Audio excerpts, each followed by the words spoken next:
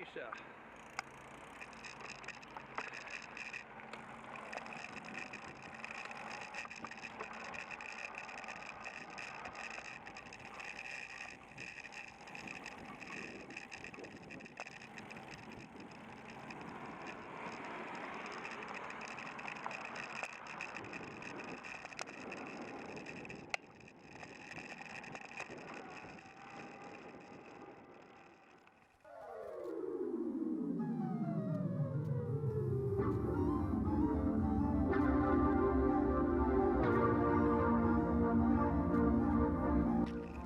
Having crossed the main road from the Weems Bay ferry terminal, we follow a track up the left bank of the Kelly Burn, climbing uphill through the wooded Kelly Glen.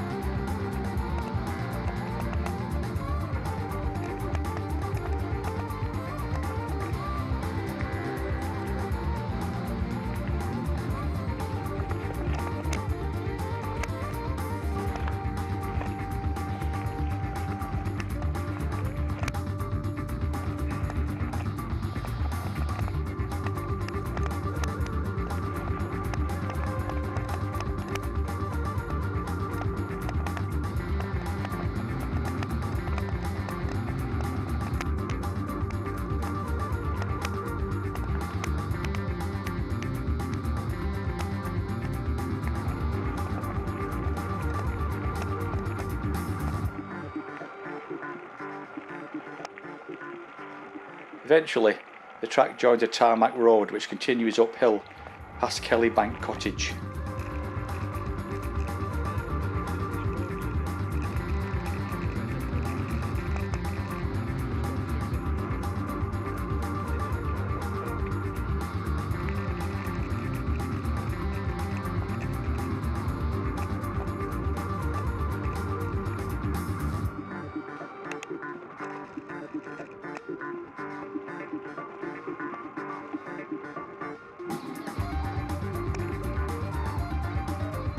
The metalled road ends at a gate just beyond Kelly Bank and reverts to a hill track.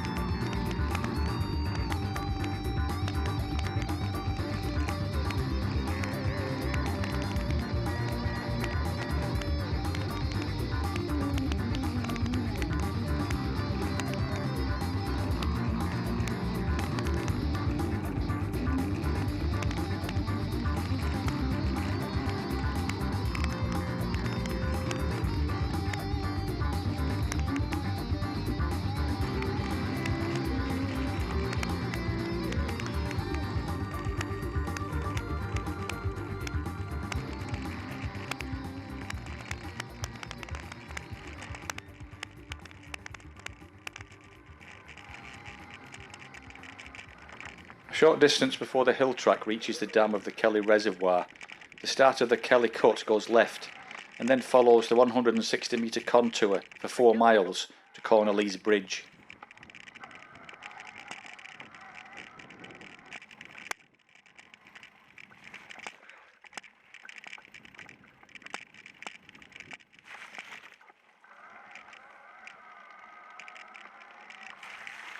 Yeah, I thought it might be wet.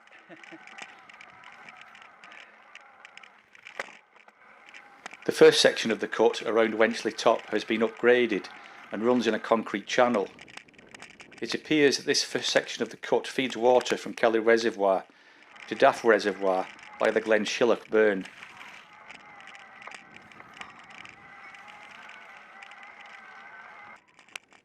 The cut is a narrow 4-mile long aqueduct which was built in 1845. It was constructed to feed water from the Kelly Reservoir and the Crowin Reservoir on Crowin Hill to Loch Thom and the Compensation Reservoir at Cornelies. Loch Thom in turn fed the Greenock Cut, which had been built some 20 years earlier to supply water to Greenock for industrial and domestic use. The Kelly Cut marks the second phase in the development of a network of reservoirs and aqueducts, which took place over a period of 50 years, between the 1820s and the 1870s. The route along the side of the Kelly Cut is an unsurfaced track, mainly grassy and quite heavily eroded and potholed, with many deep puddles after wet weather.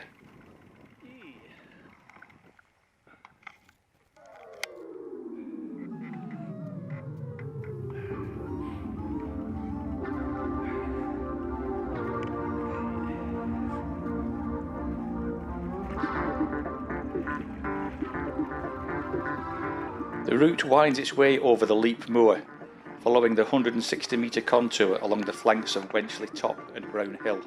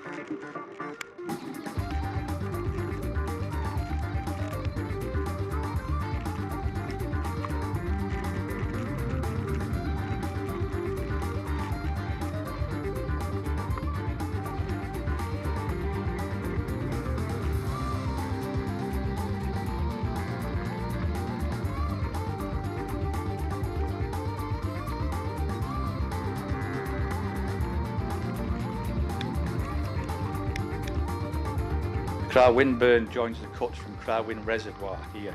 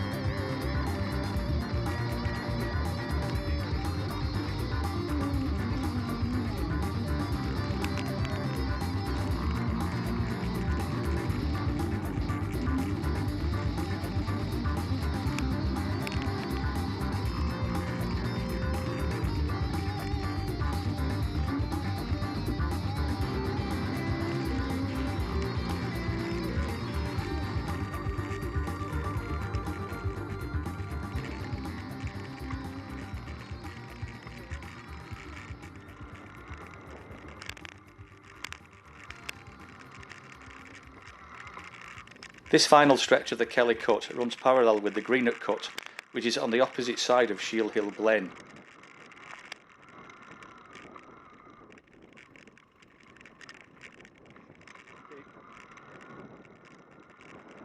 We eventually exit onto the tarmac road, which runs from Inverkip to the Old Vargs Road. We turn left to pass Cornelies Bridge and the Visitor Centre, then ride downhill to pick up the Greenock Cut at Shielhill Farm.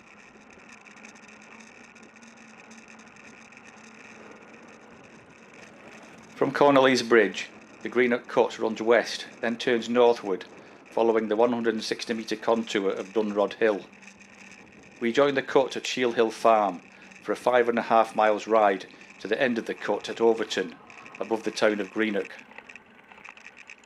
The cut once provided a water flow to a series of falls running through water wheels which powered woolen and cotton mills, a paper mill, rope works, sugar refineries, an iron foundry and shipbuilding works. In the late 18th century, Greenock was a rapidly expanding port and industrial town. Several fast-flowing streams flowing down the hills to the south of the Firth of Clyde, and a number of wells provided clean water for domestic use.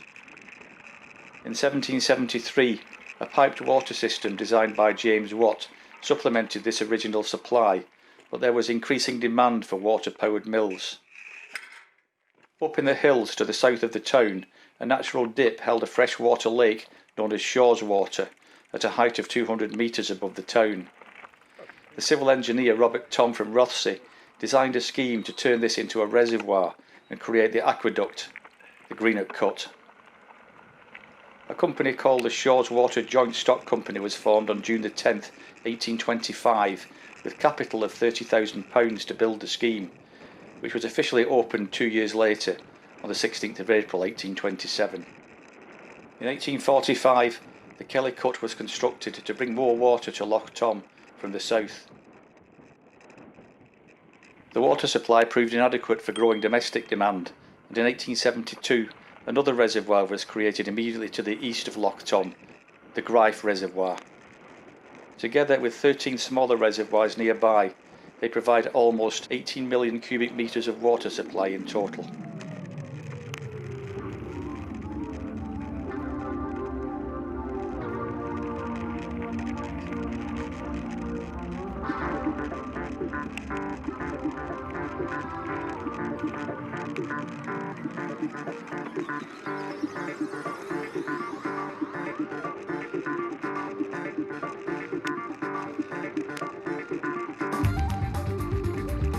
You cannot help but admire the engineering achievements involved in creating this water supply scheme to serve the industries and population of Greenock, but it is important to also recognise the historical and economic context. Greenock had important connections across the Atlantic with the slave economies in Britain's Caribbean colonies, with sugar being the most lucrative of the products imported from the plantations there. It is almost certain that at least part of the capital invested to dam the former Shaw's Water to create Loch Thom and build the Greenock Cut in the 1820s originated in the profits flowing from trade with the slave colonies.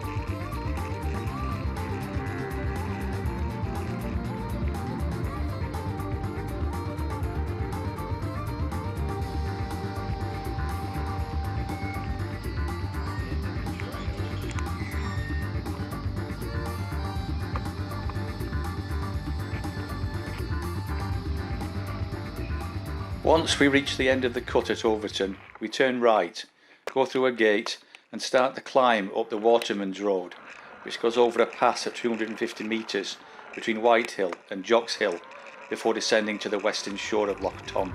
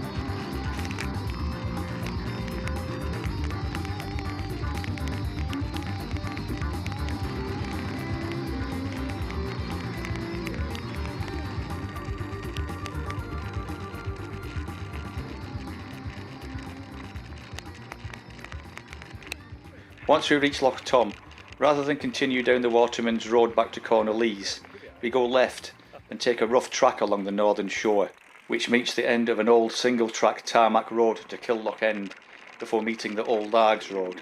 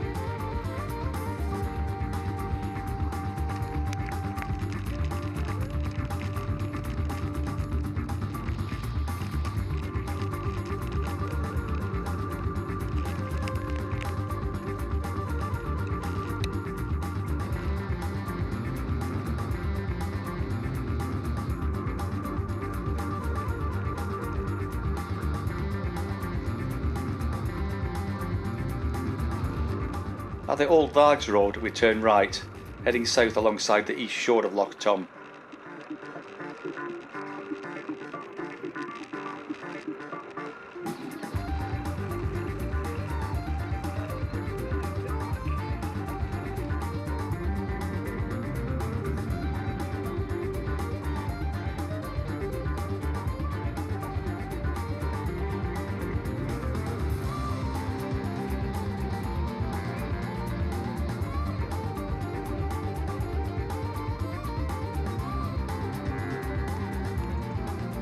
At this junction after the cattle grid, the track off to the left leads to the Greif reservoirs, which were added to the scheme in 1872 to increase the capacity of the network of aqueducts and lochs supplying water to Greenock.